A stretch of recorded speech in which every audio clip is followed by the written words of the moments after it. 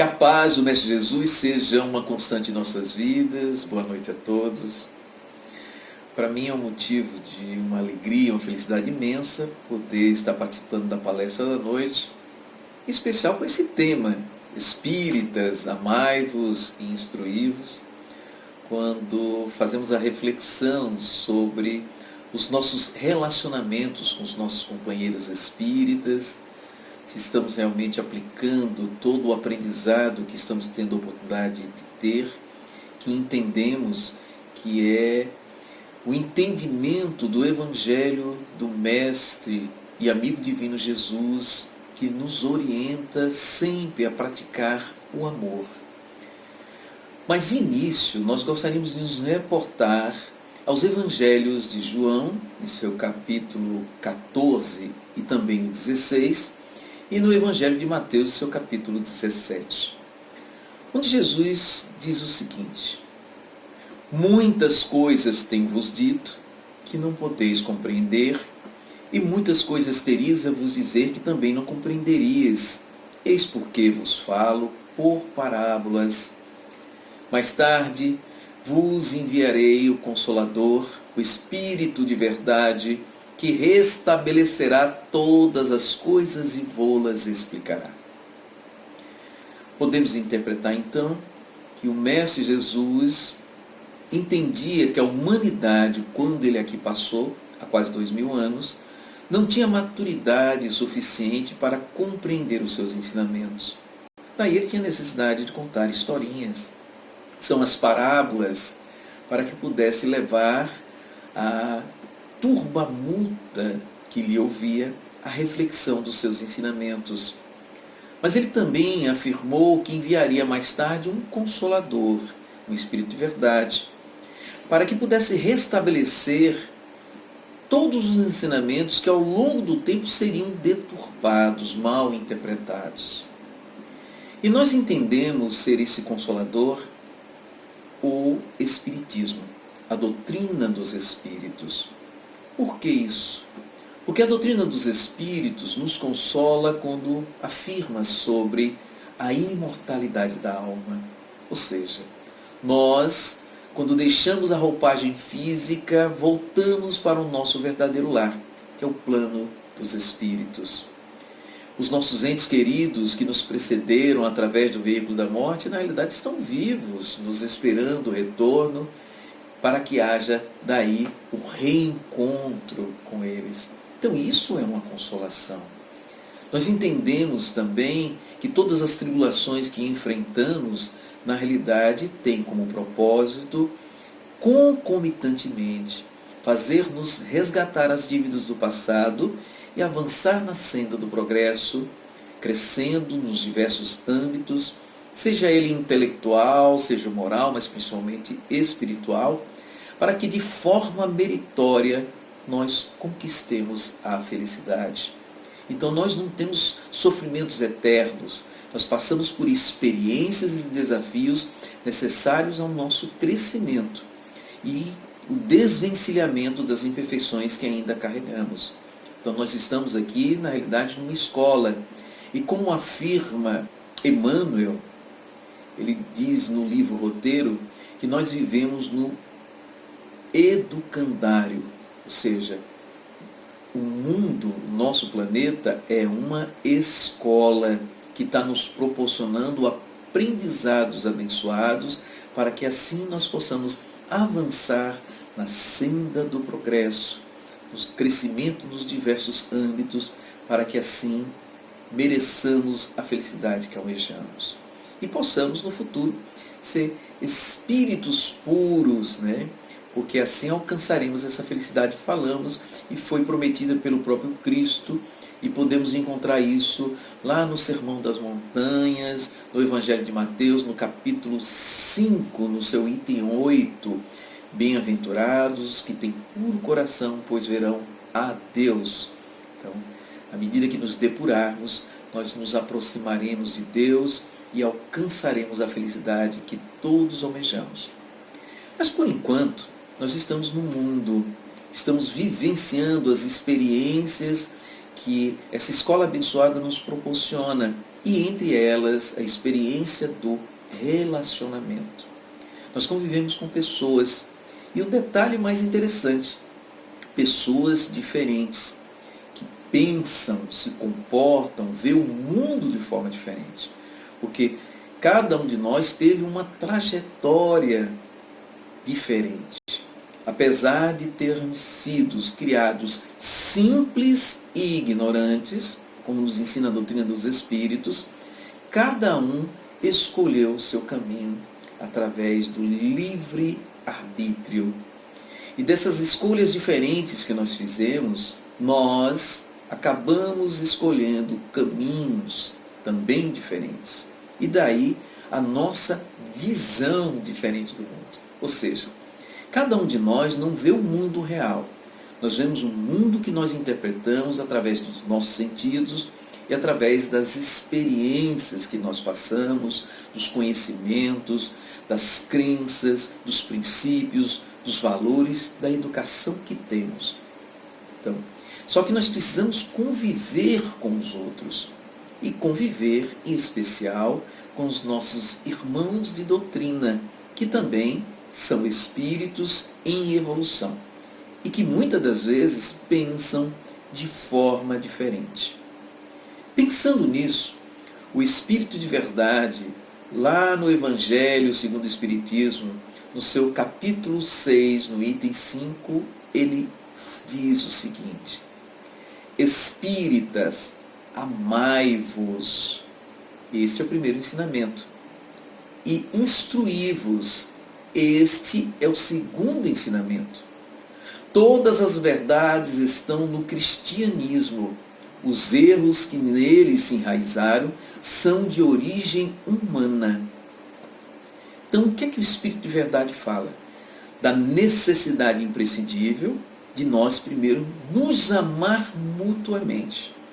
Porque ele tem o entendimento que nós somos seres imperfeitos e que precisamos aplicar a lei do amor, ensinada pelo Cristo.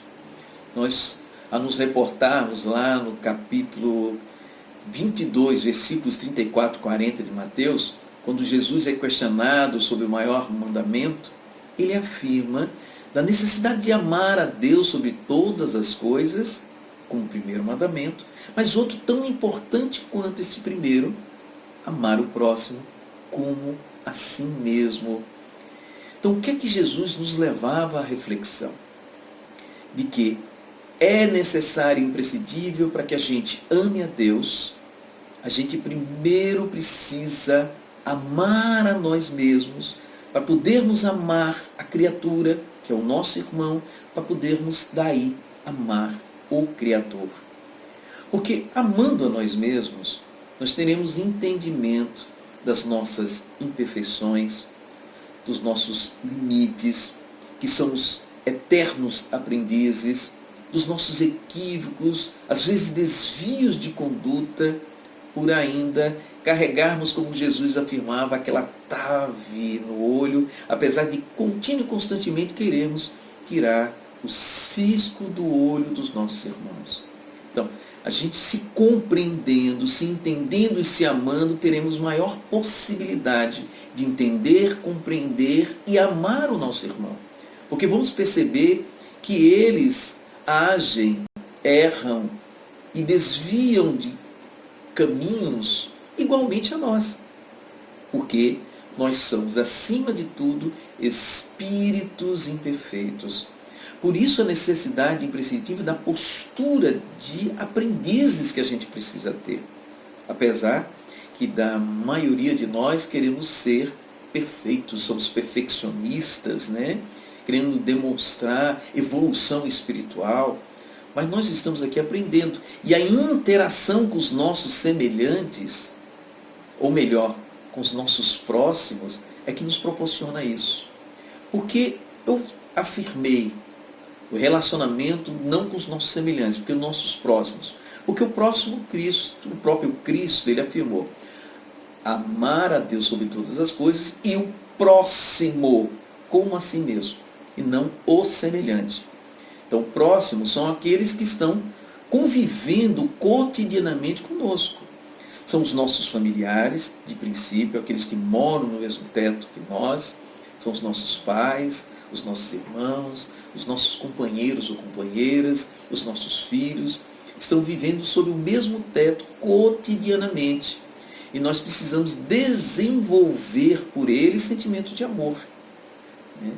E também aos nossos companheiros de jornada, no nosso caso específico, da jornada espírita, onde precisamos divulgar o Evangelho do Cristo, interpretar esse Evangelho à luz da razão, para que as pessoas possam, entendendo e aplicando no seu dia a dia, superar as deficiências e imperfeições que ainda carrega dentro de si.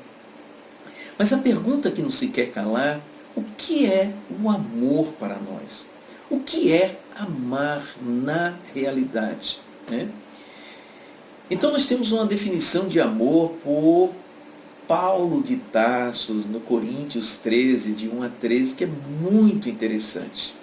Ele fala o seguinte: ainda que eu falasse a língua dos homens e dos anjos e não tivesse o amor, seria como metal que soa ou como símbolo que retine. E ainda que tivesse o dom da profecia e conhecesse todos os mistérios e toda a ciência, e ainda que tivesse toda a fé, de maneira tal que transportasse as montanhas e não tivesse amor, nada seria. Então a gente para refletir. O que é o amor? Paulo de Tarso fala que se nós não tivermos amor, se nós não soubermos amar, de maneira alguma adiantará fazer qualquer outra coisa. Mesmo que a gente faça o bem, a caridade, ajude o semelhante, mas se nós não fizermos isso doados ou munidos de amor, de nada isso valerá. Então, o que é o amor? Para que a gente possa entender o que é, na realidade, o amar, para podermos nos amar, amar o próximo e podermos amar a Deus. Os gregos, eles abordam de uma forma muito interessante sobre o amor. Não o amor só numa única palavra, mas eles usam 3 vocábulos que definem o amor. Temos o amor eros, temos o amor philos ou filia e temos o amor ágape. O amor eros é o amor da atração física, da união física, né? Que é um amor instintual, o amor dos instintos dos animais que precisam dar continuidade à sua prole, então precisa procriar, então há essa união instintual, e nós, seres humanos, também, por sermos animais, não obstante sermos seres racionais. Então nós utilizamos desse amor para nos unir a companheiros e companheiras com o objetivo de procriar, mas também de se unir, onde nós buscamos, através desse tipo de amor, atender às nossas carências afetivas, às nossas necessidades de relacionamento. Nós temos o amor filia. Este amor já é o amor da amizade. Então é amor que a gente constrói com entes queridos, pessoas que convivem conosco no dia a dia, mas também com amigos, pode ser com pessoas do mundo lá fora, com colegas. Nós construímos laços de amizade. Então esse é tido com amor filia, onde a gente desenvolve sentimentos de carinho, de respeito, de gentileza, de desejar o bem-estar e a felicidade daquela pessoa, né? E em muitos dos casos nós desenvolvemos empatia, ou seja, de perceber a dor e o sofrimento do outro, e até comportamentos de altruísmo, de querer fazer ao outro o bem, o benefício, a ajuda que eles precisam, pelo carinho, respeito e o amor, o sentimento maior que a gente tenha por essas pessoas. E nós temos o amor ágape. Este amor ágape já é o amor universal. É o amor que o Cristo sentia e sente por todos nós. Ele nos ama indistintamente. Então, esse amor em nós, nós amamos a todas as pessoas indistintamente, independente de ser entes queridos, ou seja, termos laços consanguíneos, ser pessoas do nosso convívio e relacionamento, companheiros ou companheiras, ou amigos. Nós desejamos o bem-estar e felicidade das pessoas. E é este amor que pouco a pouco nós estamos aqui a desenvolver aqui no mundo. Este amor ágape, ou seja, o de amar a todos indistintamente.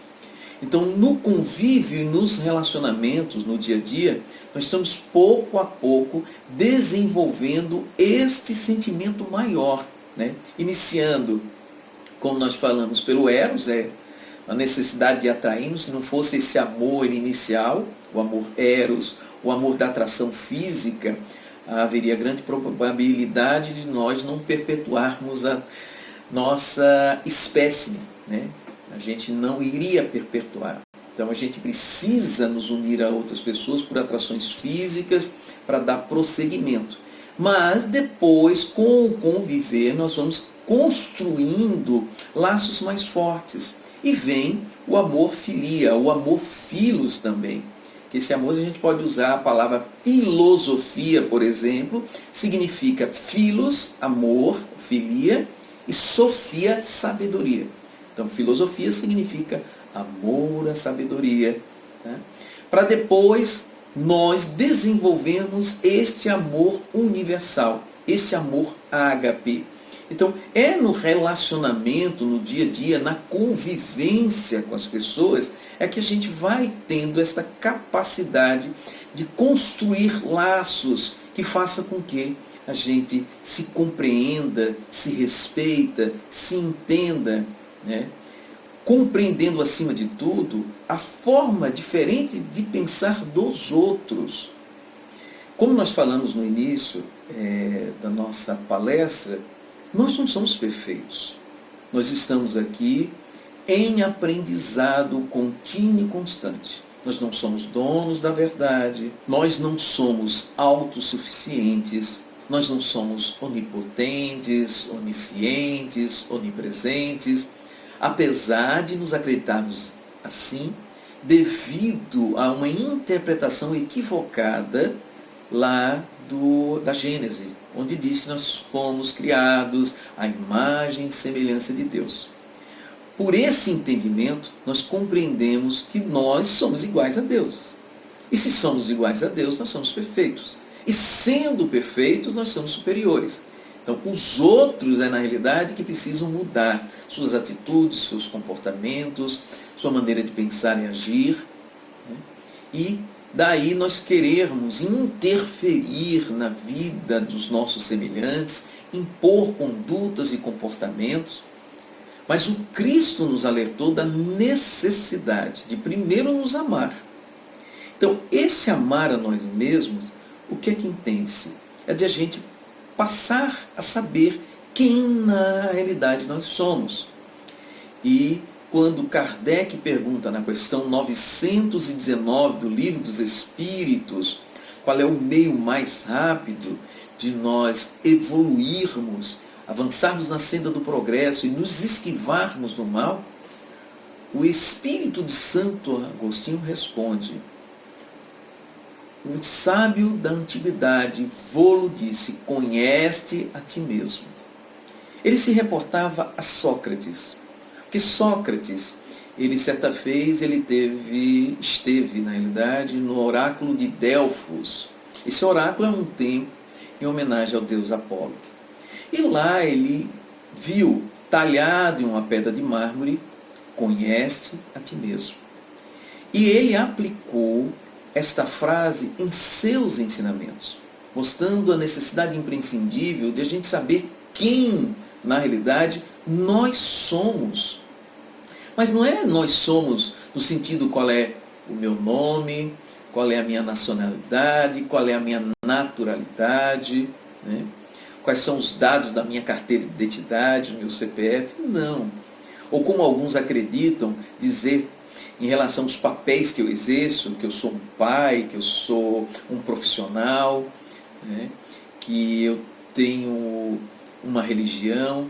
Não é nesse sentido, mas é no sentido da nossa essência. Quem somos nós em essência? Qual é a nossa personalidade, nosso caráter, temperamento? Quais são as nossas crenças? Quais são os nossos princípios? Quais são os nossos valores? Quais são os nossos vícios? Quais são os nossos desejos? Quais são os nossos sonhos? Os nossos propósitos de vida? Enfim, é esta essência que precisamos saber quem na realidade nós somos. Porque a partir daí nós vamos perceber, primeiro ponto, as nossas fragilidades, as nossas imperfeições, os nossos limites, em que precisamos avançar na senda do progresso. Mas também nós vamos ter conhecimento das nossas potencialidades, nossos pontos fortes, as nossas aptidões, os nossos talentos, naquilo que a gente pode contribuir para tornar a nossa sociedade, o nosso mundo bem melhor. Porque cada um de nós é um instrumento que está aqui na Terra para promover a evolução do planeta na medida que nós, especificamente, evoluímos e crescemos, como anteriormente nós falamos, nos diversos âmbitos da vida. Tendo esse conhecimento nosso e como nós temos a percepção do mundo, facilmente vai ser o entendimento que nós vamos ter do comportamento do outro. Porque se são seres imperfeitos, os nossos semelhantes também são imperfeitos. Só que existe um detalhe interessante. Existe um pressuposto na programação neurolinguística que diz o seguinte, que em todas as atitudes nossas, nos bastidores, existe algo de positivo. Ou seja, tudo que nós realizamos, existe em nós um propósito positivo em fazer. Inclusive em nossos trabalhos dentro da casa espírita. Então todos nós que estamos trabalhando lá temos como propósito realizar aquilo que é desejo do Cristo, porque o Evangelho é do Mestre. E nós nos reportamos à mensagem do Cristo, onde ele diz que mandaria justamente o Consolador, que entendemos ser a doutrina espírita, para nos ensinar melhor o seu Evangelho. E, acima de tudo, nós nos esforçarmos para colocar em prática este Evangelho de amor. Porque o que está ocorrendo muito dentro das fileiras espíritas? Nós estamos nos intelectualizando, ou seja, nós estamos estudando, aprendendo, nós estamos tendo conhecimento da codificação espírita, dos livros da codificação, inclusive em cursos dentro da casa espírita, para entender o livro dos espíritos, o Evangelho segundo o Espiritismo, o livro dos médiuns, a Gênese, o céu e o inferno, que vem nos trazendo um repertório de conhecimentos importantes para termos entendimento sobre nós como espíritos imortais, sobre a comunicabilidade dos espíritos, entendendo a relação entre o plano espiritual e nós, pois nós somos de lá, nós não somos daqui, né? Nós estamos aqui simplesmente passando um período de aprendizado. Então se fala sobre leis morais, sobre condutas, comportamentos, relacionamentos, justamente para que a gente aplique a tudo isso no nosso dia a dia, no nosso cotidiano. Porém, a nossa arrogância faz com que nós nos acreditemos detentores do conhecimento absoluto e da verdade absoluta. E quando os outros agem de forma diferente da nossa, nós passamos a criticar, e pior, através da maledicência. Porque toda crítica, na realidade, ela é construtiva. Toda crítica tem como propósito ajudar na melhoria de um ser. Então toda crítica precisa ser acompanhada de uma sugestão que auxilia quem ouve se tornar um ser melhor. Mas nós nos utilizamos da maledicência, né, para criticar, para falar mal, para dizer que aquela pessoa não merece estar nas fileiras espíritas, né? Porque ela não atende às nossas expectativas ou critérios pessoais. Agora vamos refletir aqui sobre as escolhas do Cristo, do seu apostolado, dos seus discípulos.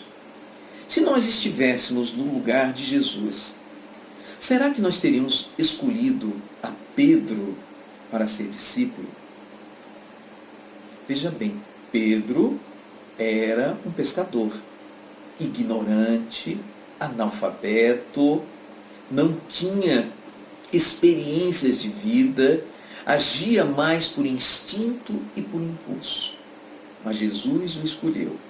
E mesmo sabendo que Pedro o negaria 3 vezes antes que o galo cantasse, quando Jesus foi preso e foi levado à crucificação.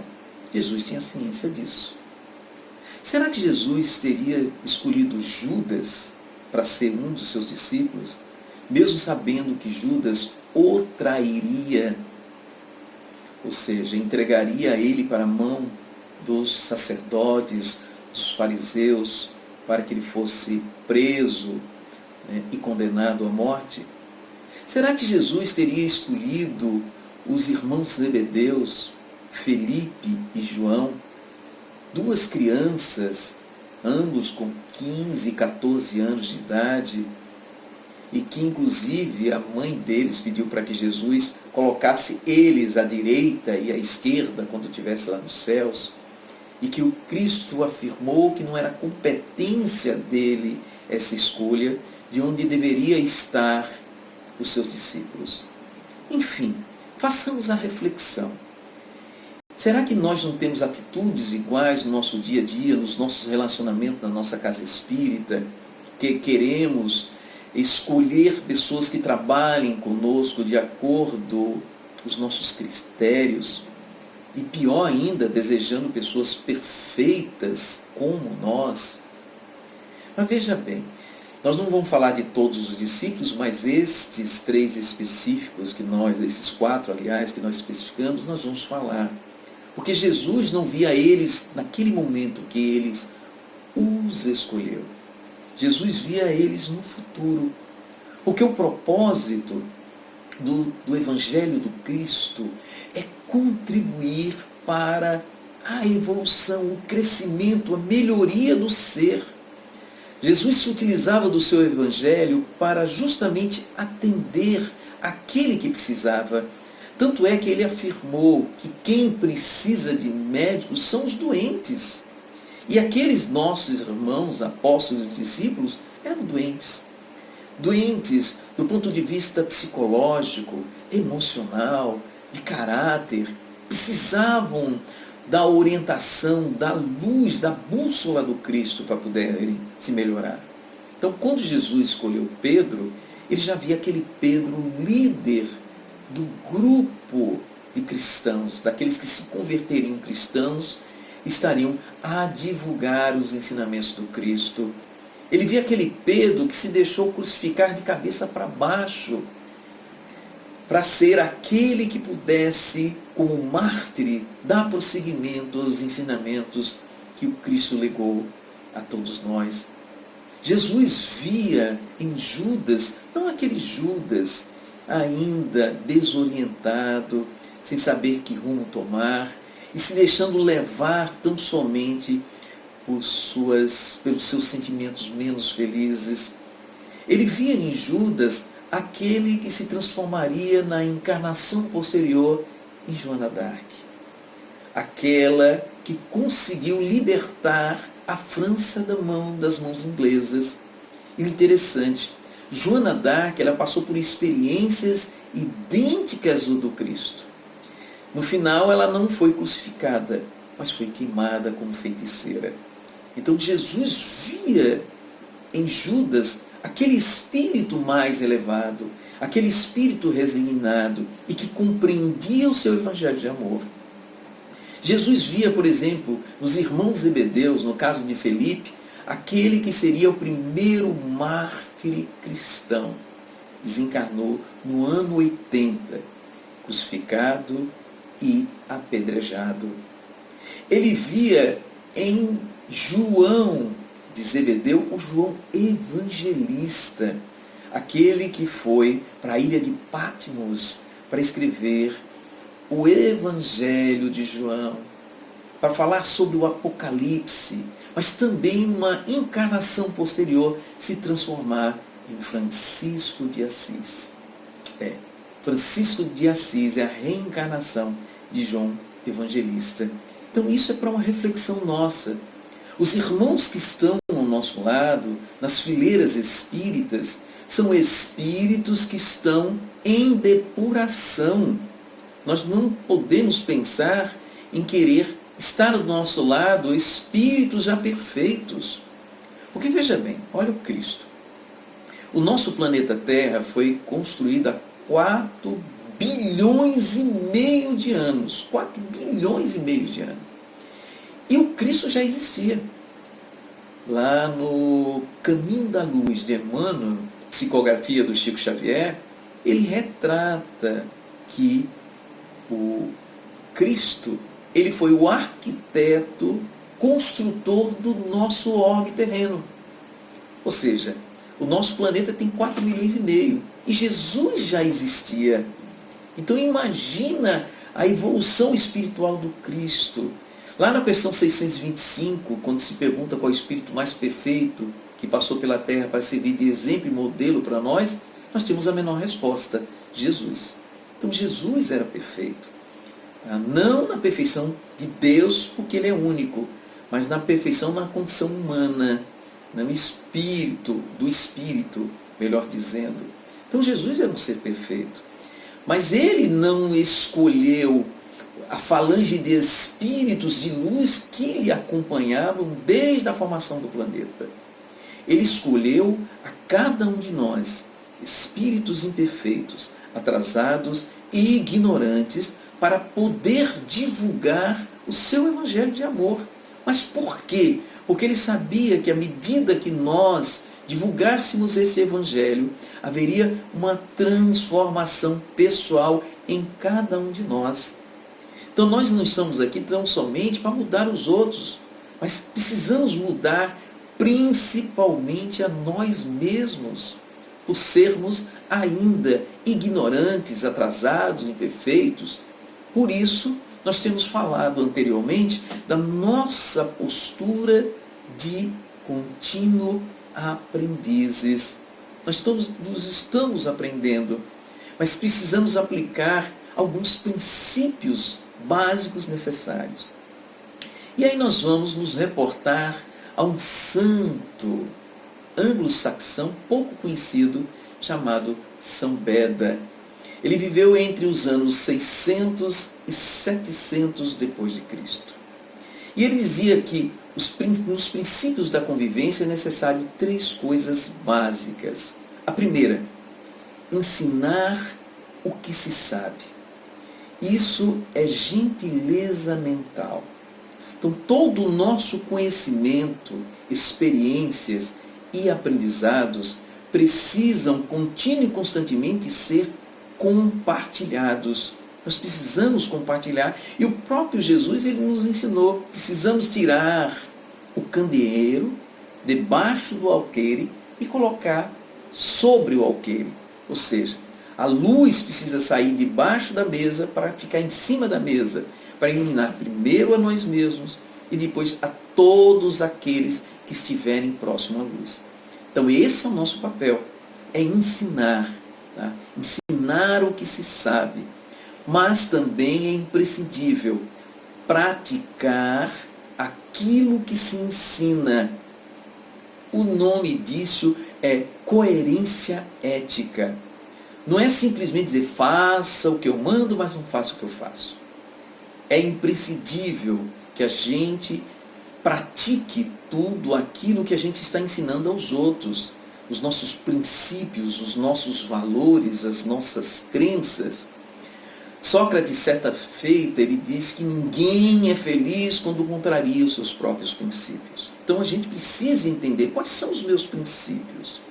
né? Principalmente a questão dos princípios morais e éticos, se estamos colocando em prática cotidianamente. O outro princípio de São Beda é perguntar o que não se sabe.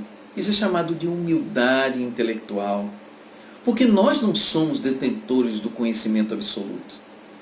Estamos justamente aqui em aprendizado, adquirindo conhecimentos. E para isso nós precisamos ter a humildade de demonstrar: eu não sei, nós não sabemos tudo.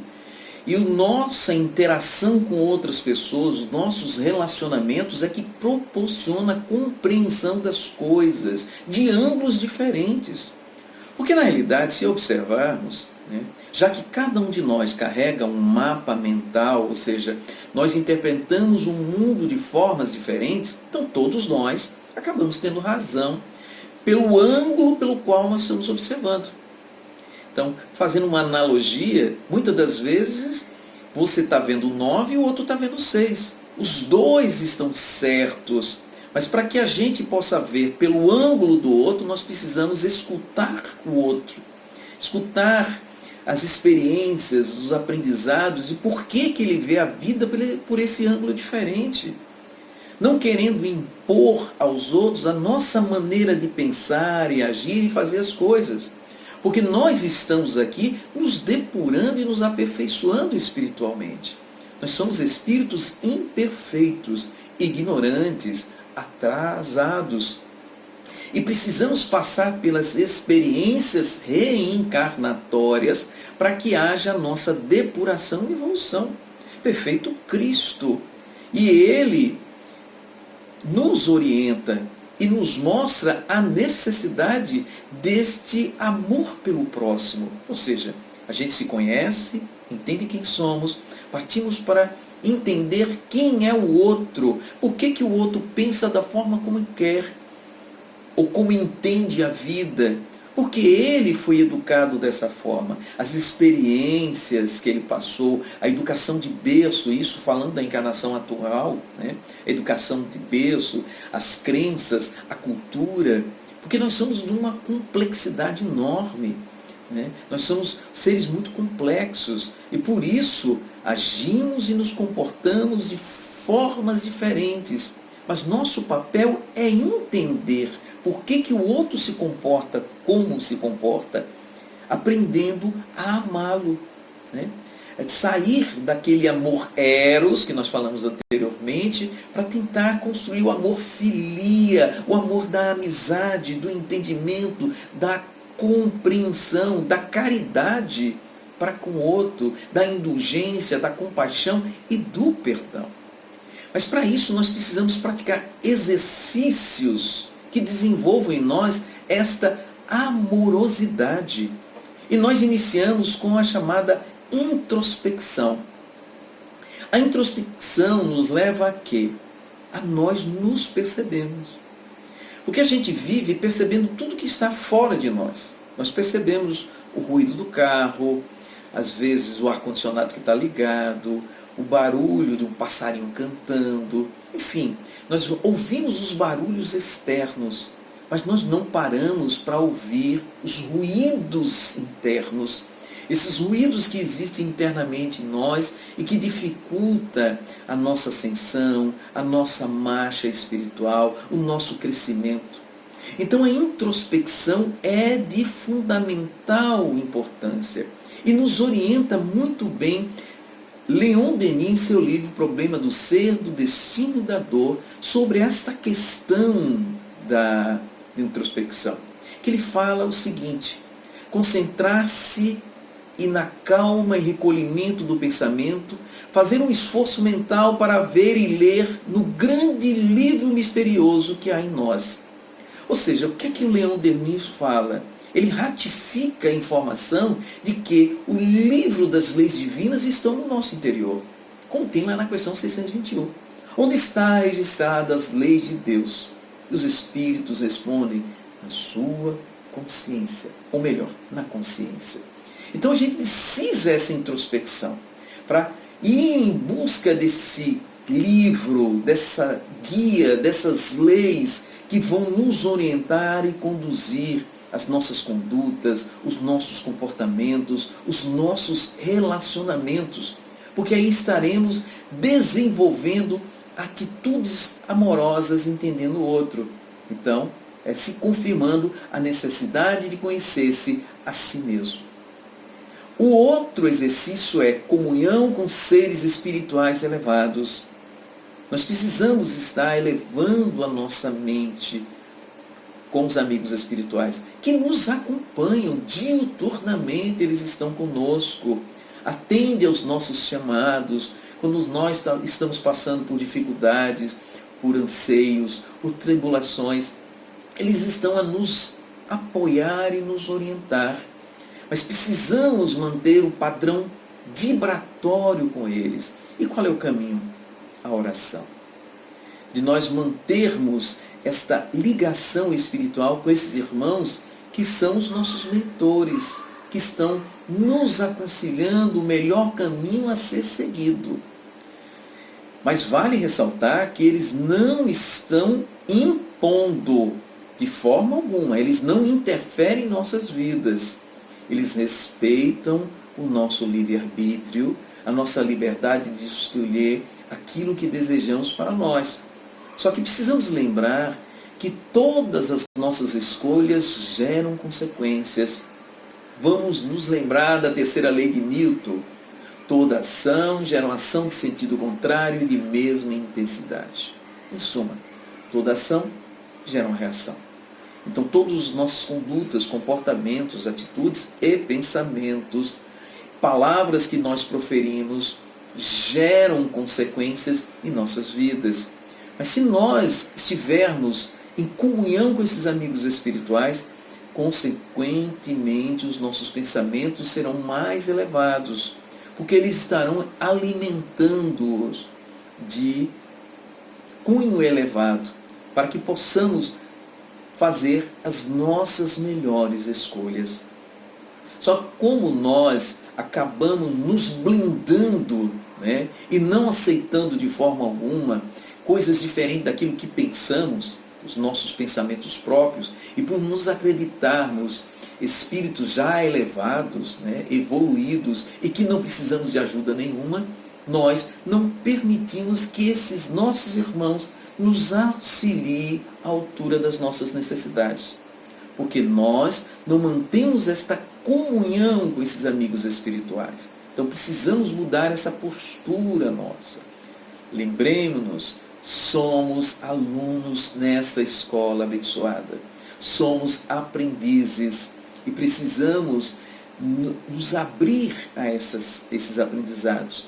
Perguntar o que não se sabe. Pensamento de São Beda. Vamos perguntar a eles o que pode nos orientar para melhorar os nossos comportamentos, as nossas condutas, para que possamos nos unir mais num sentimento de amorosidade, né? Porque é isso que viemos desenvolver. Um detalhe muito interessante é que o amor já está intrínseco em nós, ele já existe latente em nós. Nós só precisamos, na realidade, desenvolver este amor através dos nossos comportamentos, das nossas atitudes, dos nossos pensamentos, das nossas palavras, ou seja, das nossas rotinas, né? Daquilo que realizamos diariamente, em especial quando estamos ao lado dos nossos irmãos da casa espírita, porque eles também têm propósitos iguais aos nossos, querem divulgar a doutrina espírita, os ensinamentos que a codificação nos trouxe, que é um entendimento melhor do Evangelho do Cristo. Nós desejamos fazer isso. Só que às vezes nós queremos por caminhos diferentes deles e vice-versa. E daí que existem os conflitos, os desentendimentos, porque queremos seguir caminhos diferentes. E porque pensam de forma diferente de nós, nós queremos, na realidade, bloqueá-los das nossas vidas. E eu utilizei esse termo bloquear porque é o que nós estamos fazendo, né? Nós estamos fazendo isso nas redes sociais, ou seja, quando nós estamos num grupo, né, do WhatsApp, por exemplo, e começa alguém pensar de forma diferente de nós, ou nós saímos do grupo, ou nós bloqueamos essa pessoa do grupo, né? Porque ele não pensa igual a nós. Isso nós fazemos também nas outras, no Instagram, no Facebook, e estamos fazendo das nossas vidas pessoais. Porque queremos um conjunto de pessoas que pensem iguais a nós. Mas nós estamos aqui nos depurando, evoluindo, crescendo. E cada um tem um pedacinho da verdade.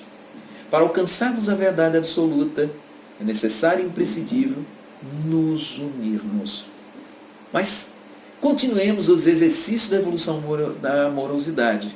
Nós falamos sobre introspecção, falamos sobre comunhão com seres espirituais elevados e também a contemplação. Tá? Nós no dia a dia, nós nos deixamos levar pelas rotinas diárias. Existe hoje uma síndrome chamada SPA, que é a Síndrome do Pensamento Acelerado. Ou seja, nós vivemos com o cérebro em constante processamento de informações. Nós recebemos uma gama de conhecimentos e informações e processando essas informações com rapidez e pensando sempre no futuro. A gente não vive o presente. Nós estamos aqui às vezes, mas já pensando que daqui a pouco temos uma obrigação a resolver, uma atividade a ser realizada ou algo que precisa ser feito. E quando estamos realizando aquilo que precisa ser realizado, nós já pensamos em outra atividade ou outra responsabilidade. Ou seja, no café da manhã nós já imaginamos que temos que ir para o trabalho. Quando estamos no trabalho, lembramos que temos que ir para o almoço. Quando estamos no almoço, temos que ir para o segundo turno da tarde. E assim sucessivamente.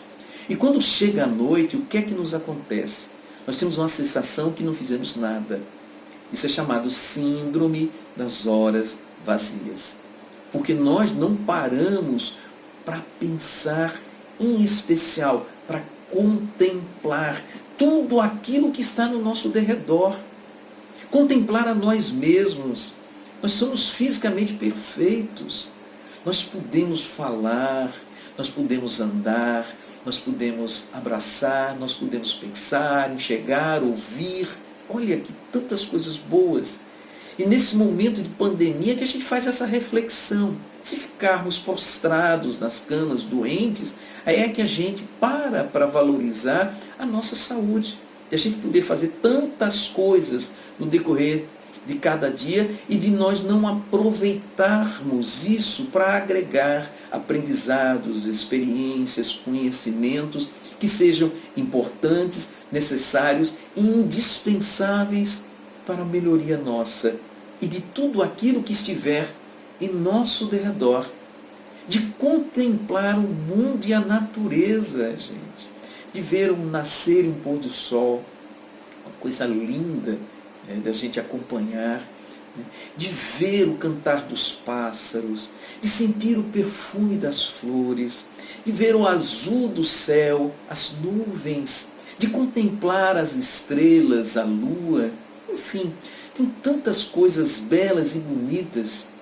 Me diga se existe uma coisa mais linda de a gente ouvir as ondas do mar, indo e voltando. De a gente poder contemplar e vivenciar esse momento que nos traz paz, tranquilidade, plenitude. E faz com que o sentimento de amor floresça, porque contemplando o que está em nosso derredor, nós passamos a valorizar cada coisa. Inclusive e principalmente os nossos entes queridos, as pessoas com quem nós convivemos, os próximos mais próximos. Que lembre-se, amar ao próximo e não amar o semelhante. E a gente vive buscando amar semelhantes, pessoas que pensam, que se comportam, que agem iguais a gente, que tenham os mesmos princípios, que desejam estar nos mesmos lugares, que tenham os mesmos gostos. Mas isso não é uma realidade, justamente por sermos seres diferentes. Então precisamos conviver com essas pessoas e contemplar, inclusive, as qualidades que eles possuem. Porque todos, por pior que seja o ser humano, possui qualidades, possui talentos, possui aptidões, capacidades que precisam ser valorizadas. Tá? E aí a gente se reporta mais ainda ao convívio na casa espírita. Cada irmão nosso que está lá naquela casa espírita, não obstante as imperfeições que possui, que nós também as possuímos, tem uma bagagem de conhecimento, de experiência, de aprendizado que precisa ser aplicado aos trabalhos daquela na casa. Porque nós estamos lá exercitando na casa espírita justamente aquilo que temos aprendido através das nossas leituras, dos nossos estudos, das palestras que nós ouvimos. Por isso o Espírito de verdade diz: amai-vos, primeiro ensinamento, e instruí-vos o segundo. Porque nós precisamos nos amar e aplicar esse conhecimento no relacionamento. Então, ensinar o que se sabe, praticar o que se ensina. Então nós subimos às vezes nas tribunas para fazer palestras, ou nos reunimos com grupos de pessoas para fazer estudos, e nós ensinamos. Mas a pergunta que não se quer calar: nós estamos praticando aquilo que temos aprendido? Aquilo que temos aprendido no Evangelho segundo o Espiritismo, seja nos estudos na casa espírita ou no Evangelho no lar que nós realizamos com os nossos familiares. Nós estamos praticando? Ou nós estamos fazendo cada leitura para acusar os irmãos nossos de não estarem fazendo? De se utilizar da maledicência para criticar condutas, comportamento dos outros, ao invés de procurar apontar o dedinho para nós mesmos. Quando Jesus afirmou vigiai e orai a fim de não cair em tentação, ele quis dizer de nós vigiarmos a nós mesmos, a nós, e orarmos para que a gente possa ter força em superar estas imperfeições e deficiências.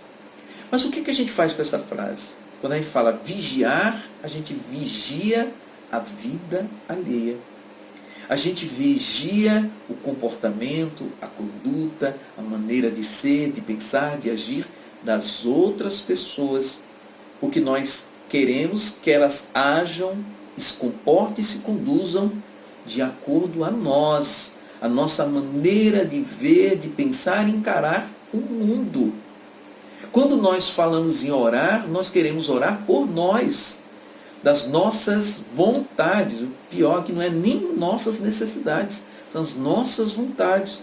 Não obstante, na oração dominical, nós dizemos que seja feita a vontade do Pai. Mas quando não acontece aquilo que desejamos, nós nos revoltamos. Né? Nós, às vezes, e na maioria das vezes, até nos distanciamos de Deus, porque Ele não atendeu às nossas vontades. Mas nós estamos para vigiar e orar os nossos comportamentos, as nossas condutas, a nossa maneira de agir e pensar, a nossa maledicência, a nossa forma de querer fazer com que as coisas aconteçam de acordo à nossa vontade, de ter controle sobre tudo. A gente só tem controle sobre nós mesmos. Nós só temos controle de nossos sentimentos, das nossas emoções, dos nossos comportamentos. O que foi eterno nós não temos controle, porque Deus nos concedeu um patrimônio abençoado que é chamado livre-arbítrio. Ou seja, todos, indistintamente, têm o direito de escolher os seus caminhos, de fazer aquilo que mais lhe apraz. Deus nos proporcionou isso. E Deus é tão bondoso e tão sábio que Ele não exige de nós que nós o amemos. Apesar do Cristo dizer ser esse o maior mandamento, nós só vamos amar Deus no dia que nós assim o desejarmos. Mas precisamos passar por toda aquela trajetória de primeiro amar a nós mesmos, nos entendendo, nos compreendendo, sabendo quem somos, tanto dos nossos pontos que precisam ser melhorados, como daqueles pontos fortes que podemos aplicar na nossa trajetória diária, para podermos amar o nosso semelhante, pois nós vamos compreender as suas imperfeições, e daí nós vamos compreender a bondade, a justiça e o amor divino. Mas quais outros exercícios de evolução da amorosidade que temos? Imaginação ativa ou visualização criativa. Ou seja, de nós construirmos mentalmente tudo aquilo que a gente deseja que aconteça de bom. Tá? Porque tudo passa a partir das nossas mentes. Nós falamos no decorrer da palestra sobre mapa mental. Então, nós criamos um mapa mental, uma visão do mundo, das coisas. Né? E nós temos, na maioria das vezes, uma visão um tanto pessimista. Nós passamos as coisas por filtros. Né? Nós nos acreditamos, por exemplo, vítimas das situações, das circunstâncias, esse comportamento vitimista de que a gente não merece, de que eu não sou capaz, porque eu não vou conseguir. Nós construímos esse entendimento das coisas por causa justamente da nossa tela mental, da nossa mente, daquilo que a gente visualiza. Daí nós não construímos caminhos que nos levem a alcançar aquilo que a gente deseja, ou seja, falta de direção. Nós não sabemos para onde ir. Nós usamos muito a chamada síndrome do Zeca Pagodinho. Deixa a vida me levar, vida leva eu.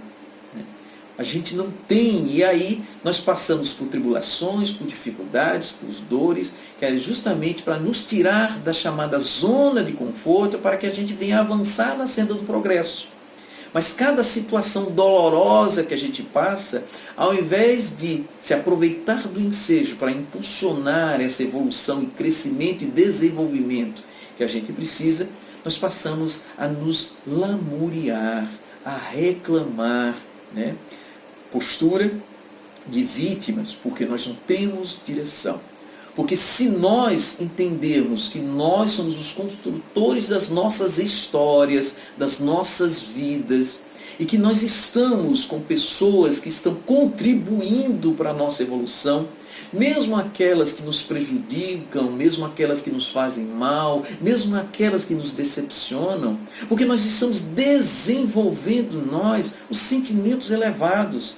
Lembremos-nos, nós estamos saindo do amor eros, meramente carnal, para o amor filia, que é o amor da amizade, do entendimento do outro, de a gente ter alteridade, ou seja, compreender por que o outro se comporta da forma como se comporta. E aí vamos desenvolver os sentimentos de compaixão, de empatia, e vamos aprender a perdoar, porque é aquilo que desejamos para nós mesmos.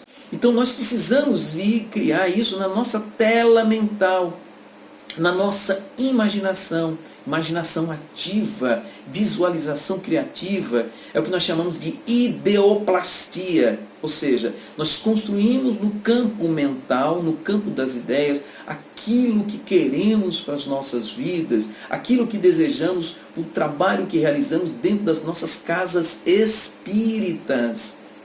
E aí, isso vai facilitar o nosso relacionamento, porque todos nós desejamos a mesma coisa. Por isso é importante, cada casa espírita tem entendimento de qual a sua missão, qual o seu propósito, qual o seu papel diante da sociedade, né? De contribuir pela transformação deste mundo onde está aí. Por quê?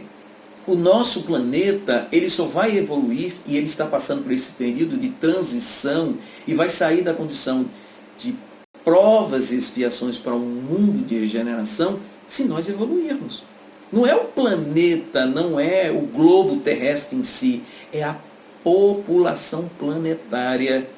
Então todos nós estamos desenvolvendo este papel importante e imprescindível aqui, né? De construir um mundo melhor.